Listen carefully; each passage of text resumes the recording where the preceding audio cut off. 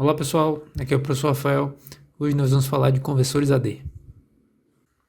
Os conversores AD servem para traduzir um sinal que é originalmente analógico numa representação digital. Esses conversores normalmente podem ser subdivididos em dois blocos. Um bloco de amostragem em segurador, sample and hold, e um bloco de quantização. Então imaginando que a gente tem um sinal aqui analógico, Vin, que ele está seguindo esse comportamento aqui no tempo.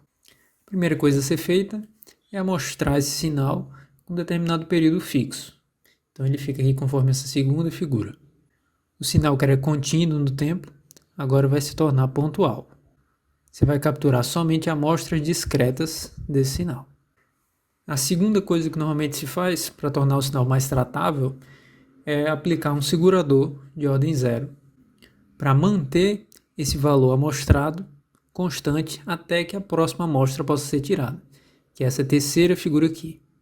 Perceba que o valor que foi amostrado ele é mantido até o próximo período. Então, até agora, o eixo do tempo ele está subdividido em períodos t fixos, porém o eixo das tensões pode representar qualquer valor aqui nesse instante. O jeito mais simples de implementar isso aqui é com a chave, que vai abrir e fechar uma frequência específica e um capacitor para manter esse sinal constante. Já na última etapa do quantizador, eu vou definir uma série de valores fixos e mapear esses valores para uma representação binária. Aqui nesse exemplo que eu desenhei, estou representando o sinal com 2 bits, ou seja, eu tenho 4 níveis diferentes de tensão para representar, de modo que a minha faixa de representação contínua vai ser dividida em 4. Eu vou ter 4 níveis aqui para representar o meu sinal analógico. E uma coisa importante aqui de perceber é que sempre vai existir um pequeno erro de quantização. Nesse gráfico fica claro que esses dois pontos aqui eles têm valores de tensão diferentes. Porém, como aqui eu só tenho 4 níveis para representá-los, o que vai ser feito é uma aproximação para o nível mais próximo. O sinal que tiver daqui para cá vai ser mapeado para 0, daqui para cá vai ser mapeado para 1, para 2 e para 3. Essas duas escalas aqui por convenção estão mapeadas aqui conforme esse desenho. O 0 na escala contínua corresponde a uma palavra binária 0, e a tensão de referência na escala contínua, que é o topo da escala, está relacionado a 2 elevado a n, onde n é a quantidade de bits da palavra. Nesse caso aqui, 2. Daí, para converter entre uma escala e outra, fica bem simples, é só usar uma regra de 3. E basta isolar o termo que você deseja. Fazendo um exemplo aqui, digamos que a tensão de referência aqui seja 1 volt. No contínuo está variando de 0 até 1 volt.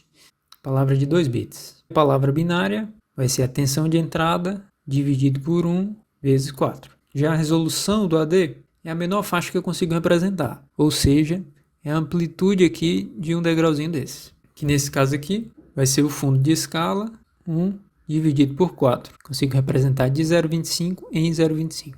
Normalmente a tensão de referência ela pode ser ajustada. Existem algumas opções de conversores AD comerciais.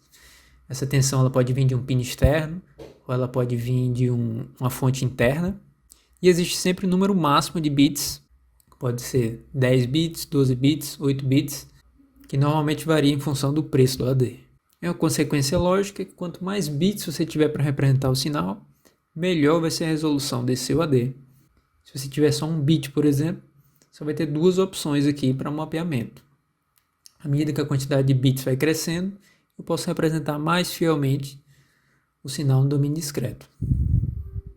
A relação dessas duas escalas, analógica e digital, também pode ser representada aqui na figura bidimensional. Nesse eixo aqui está a escala analógica, do 0 até o fundo de escala. E nesse outro eixo está a representação binária, também do 0 até o 2 elevado a n menos 1. Aqui dá para perceber que daqui para cá está a resolução do AD, é o menor valor que eu consigo representar. E nesse caso aqui é interessante visualizar que o maior valor que eu consigo representar aqui, ele não vai ser o fundo de escala analógico, mas vai ser o fundo de escala analógico menos um degrauzinho aqui. Já o ADC do 328p, ele tem algumas características interessantes aqui. Um ADC de 10 bits, eu tenho até 1024 possíveis níveis diferentes para representar o meu sinal analógico. É um ADC relativamente lento, o tempo de conversão de cada amostra aqui vai de 65 até 260 microsegundos, dependendo da resolução que você esteja usando. Isso é equivalente a 15 kilosamples por segundo, a resolução máxima, nos 10 bits, mas se você estiver usando resolução um pouco menor, você consegue subir isso. Outro ponto é que esse micro só tem um AD, mas ele possibilita a entrada de sinais através de 6 pins diferentes. São 6 canais multiplexados, você só pode acessar um de cada vez. Isso para encapsulamento DIP, mas para outros encapsulamentos ainda tem 2 opções a mais, um total de 8. A faixa de tensão de entrada analógica pode ir de 0 até VCC, 5 volts no caso, mas caso você queira usar uma tensão de referência interna, ele tem essa possibilidade aqui de 1.1 como fundo de escala. Esse AD ele tem 2 modos, tem um modo simples para fazer uma conversão só, ou o modo conversão contínua. Nesse modo aqui ele vai disparando várias interrupções, uma em seguida da outra. Essas conversões elas também podem gerar uma interrupção, para você não ficar esperando o resultado da conversão estar pronto. Existe um circuito eliminador de ruído para o modo sleep, e também como bônus aí, esse micro ele tem um sensor de temperatura interno, só com uma precisão bem baixa aí, de mais ou menos 10 graus. Se você calibrar isso daqui, ele ainda consegue subir um pouco mais a precisão, mas de modo geral é só para você ter uma ideia da temperatura da pastilha. Aqui está o diagrama do ADC, vocês podem ver aqui os 8 possíveis canais de entrada. Na verdade são 6 para o encapsulamento DIP e esses outros 2 aqui para outros encapsulamentos. E você pode escolher como fonte do AD todas essas opções aqui. O sensor de temperatura, terra, uma tensão fixa, por exemplo, para alguma calibração, e os 8 pinos de entrada lá do micro. No encapsulamento DIP são 6 pinos, eles estão aqui, vai do PC0 até o PC5. Já a tensão de referência, que é o topo da escala analógica, ela pode vir desse pino daqui, que é o AREF, ele está bem aqui, ou você pode utilizar o VCC como entrada, através desse MUX, ou ainda uma referência interna de 1.1 volt, já que em cima estão os registradores de configuração que a gente vai ver mais a fundo logo em seguida. O primeiro registrador é o ADMUX, e nos 2 bits mais significativos a gente vai configurar a tensão de referência. Se ele for 00, a tensão de referência vai ser aquele pino externo, o AREF. Se for 01, vai ser o VCC. Se for 11, vai ser a tensão interna de 1.1. Já esse bit aqui, ele indica se o resultado do AD ele vai estar ajustado à direita ou à esquerda. Isso porque o resultado da conversão vão ser 10 bits e eu vou precisar de 2 registradores para armazená-lo. Já que os registradores são de 8 bits, então eu posso ajustar isso à direita, usar só 2 aqui desse cara, e esse resto aqui vai ser ignorado.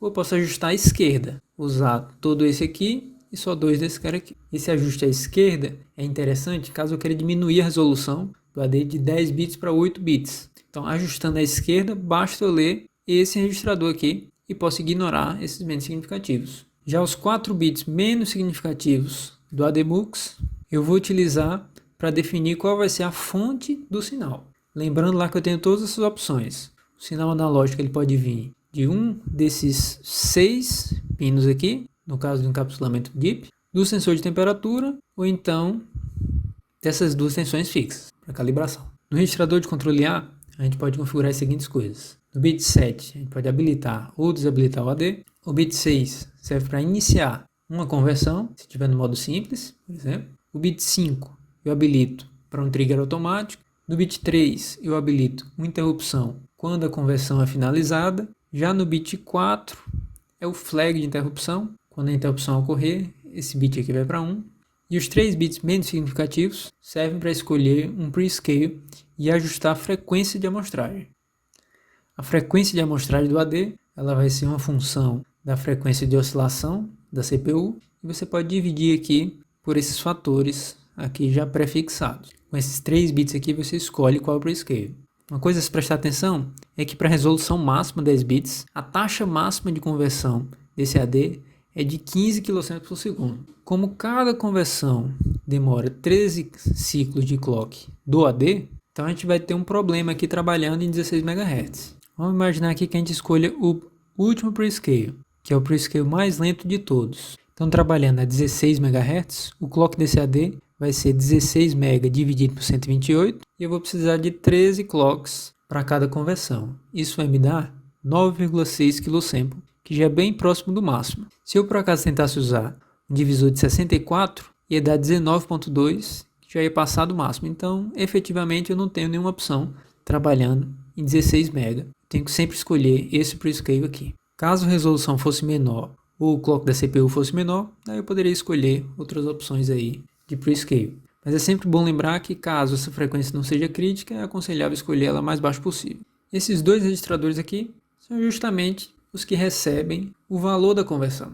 É a parte principal aqui da coisa, e como a gente acabou de ver, tenho duas opções, alinhamento à direita ou alinhamento à esquerda. Já que o conversor é de 10 bits, então vão ficar 6 bits sobrando aí, que eu posso deixá-los à direita ou à esquerda. Alinhado à direita, eu vou ter o bit menos significativo todo preenchido, só 2 bits do mais significativo. E à esquerda vai ser o contrário, né? O mais significativo preenchido e somente 2 do menos significativo. Já o registrador de controle B, ele serve para definir a fonte do auto-trigger desse AD. Pode ser, por exemplo, uma conversão contínua, que ao final de uma conversão, outra conversão já é imediatamente disparada, mas a conversão também pode ser disparada por diversos outros eventos. Por exemplo, uma ocorrência de interrupção externa pode disparar uma conversão, ou então um comparador analógico pode disparar uma conversão, um estouro de contagem para gerar conversões numa certa periodicidade, né, dependendo das configurações do timer que você faça. E por fim, é nesse registrador aqui que eu habilito ou desabilito um determinado canal como fonte de AD. Se eu colocar 1 em cada um desses bits aqui, eu estou desabilitando aquele canal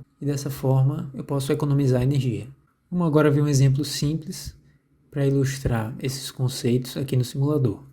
O que a gente vai fazer é o seguinte, conectar aqui no canal 0, que é o pino C0, uma fonte de tensão variável e vai mostrar no display o valor da conversão analógico digital. Daí, para ilustrar cenários diferentes, a gente vai escolher o fundo de escala dessas três formas aqui. O fundo de escala como VCC, ou como uma tensão de referência qualquer, ou então como a tensão de 1.1 interna. Então, bora lá. Aqui no programa estão as bibliotecas de sempre, inclui também a do LCD, e vamos partir direto aqui para a etapa de configurações. Estou definindo a porta B como saída, para usar no LCD, ela está aqui. A porta C como entrada, vai ser o meu pino de entrada analógico. Eu estou desabilitando o pull-up do canal 0, que é justamente o que eu vou usar.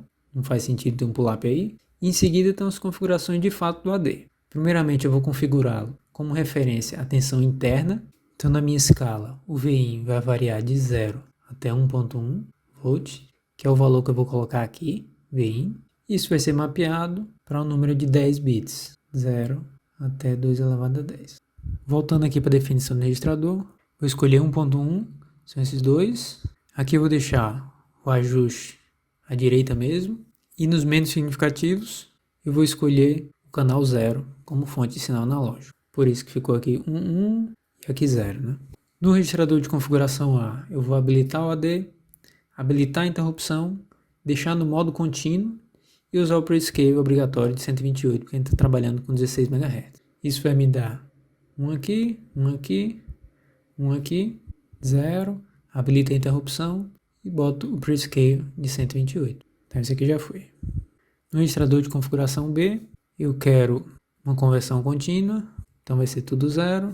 Esse aqui já foi também. Por fim, eu vou deixar habilitado somente o canal 0 para não desperdiçar energia. Habilita as interrupções globais, inicializo o LCD e entro no laço infinito. Percebam que eu habilitei a interrupção do ADC, então sempre que uma conversão for finalizada, a interrupção vai ser disparada e esse código aqui vai ser executado, que é nada menos do que a cópia do valor do registrador ADC para uma variável. Esse registrador aqui é só uma forma simplificada de chamar os dois registradores separados com a parte alta e a parte baixa. Esse tag aqui já aponta para o número de 16 bits, que é a junção desses dois. Daí no laço infinito, eu só faço pegar o valor dessa leitura que eu fiz e imprimo aqui no LCD para ficar monitorando.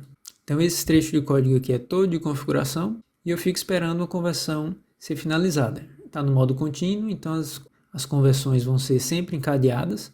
Quando terminar uma, começa a outra. E assim que uma conversão for finalizada, essa interrupção é disparada, executado isso daqui, e o valor dessa variável aqui vai ser atualizado com o valor da conversão. Aqui embaixo no while, eu vou estar sempre plotando no LCD e esperando aqui um segundo, só para não encher aqui o buffer de entrada aqui do LCD. Daí para plotar, eu tive que criar uma função simples aqui para converter de inteiro para string, já que a biblioteca do LCD ela só possui essa função aqui que tem como argumento um array de chars. A função está aqui, ela é simples, ela recebe como argumento o valor que você quer converter inteiro e um apontador para o primeiro elemento de um array de chars. A primeira coisa que é feita aqui é zerar o array, e esse 48 aqui é assumindo que eu quero codificar isso aqui em ASCII. Se vocês olharem na tabela ASCII, 0 em ASCII é 48, 1 em ASCII é 49, 2 em ASCII é 50 e assim por diante. Então, para passar de decimal para ASCII, é só somar aqui 48 na representação de números, né? Em seguida, eu aponto lá para o final do vetor, para o bit menos significativo, somando aqui o tamanho dele menos 1, e vou separando cada um dos dígitos da variável inteira e guardando no array. Para pegar o bit menos significativo, eu faço o resto 10, somo com 48 para converter para ASCII e guardo. Logo em seguida, eu faço um deslocamento, ou seja, divido por 10, para que a dezena agora vire unidade, avanço no ponteiro e faço a mesma coisa de novo, até que a conversão acabe. Um ponto importante aqui que eu não falei é que é necessário definir o tamanho do vetor, porque aqui eu estou só apontando para o primeiro elemento do vetor, mas se eu não souber o tamanho dele, eu não vou saber até onde interar. Por isso que aqui em cima, quando eu definir as variáveis, eu defini também o tamanho do vetor. Como meu AD é de 10 bits, eu só vou precisar de 4 caracteres para representar o número de 0 até 1023, né? 1024, na verdade, 1023, que é tudo 1. Resumindo aqui, o primeiro teste que a gente vai fazer é habilitar a referência interna para 1.1, feita aqui, ficar esperando uma conversão ser finalizada, guardar o valor dessa conversão nessa variável e plotar no LCD a cada 1 segundo. Então o valor que eu colocar nessa fonte variável aqui de 0 até 1.1 tem que ser mapeado de 0 até 1023 aqui no LCD. Vamos ver se isso funciona. Compilar aqui, carregar. Podem perceber aqui o 0 analógico está sendo mapeado para o binário 0, e à medida que eu vou aumentando aqui a fonte, o valor do binário vai crescendo até 1.1, que é o fundo de escala. Depois disso, o AD satura e eu não consigo representar mais. Outra opção que eu tenho é definir esse fundo de escala e mapeá-lo para o VCC. Tem que ser injetado nesse pino aqui. Para isso, basta mudar aqui esse registrador para 01, 01 aqui, pilei.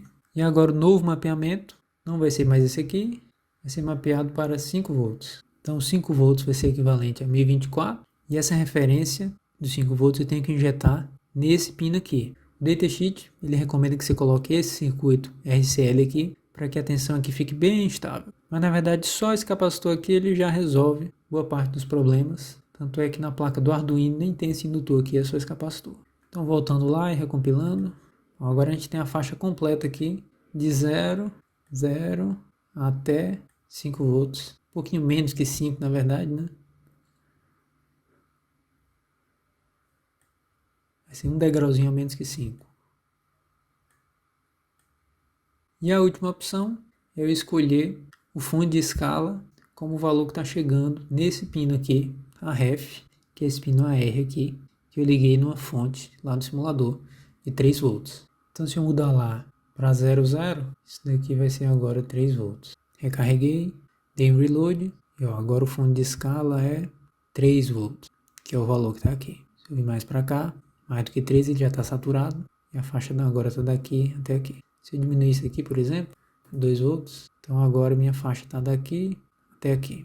Essa questão da referência ela é bastante importante para você poder otimizar a conversão em função da faixa de operação dos seus sensores. Se você tiver um sensor que opera de 0 a 1, por exemplo, e você estiver usando a faixa de 0 a 5, então seu sinal ele só vai vir daqui até aqui. Imaginar que isso aqui seja 1. Traduzindo isso daqui, a sua palavra binária, ela só vai vir daqui até aqui e você vai perder capacidade de representação. Então é interessante que sempre que possível você trabalhe com a escala maior possível para que a sua representação fique a mais fina possível, né? Aí estão as referências. Isso conclui a aula de hoje.